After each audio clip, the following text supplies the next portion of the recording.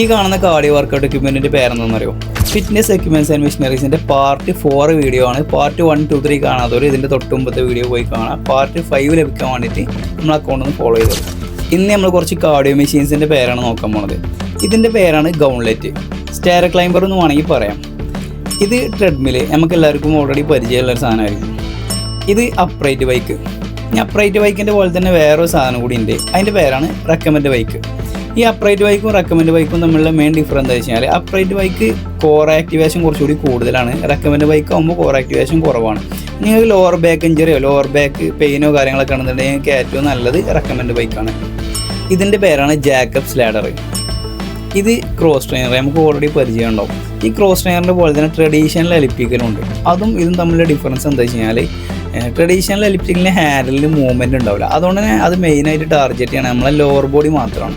Cross trainer ആകുമ്പോൾ ഹാൻഡിലിന് movement ഉണ്ടാവും, അതുകൊണ്ട് തന്നെ ഇത് ഫുൾ ബോഡി ടാർഗറ്റ് ചെയ്യും. ഇതിൻ്റെ പേരാണ് ski machine. Cardio workout equipments കഴിഞ്ഞിട്ടില്ല, നമുക്ക് കുറച്ച് വെറൈറ്റി കാർഡിയോ എക്യുപ്മെൻറ്റ്സുമായിട്ട് നമുക്ക് അടുത്ത വീഡിയോയിൽ കാണാം.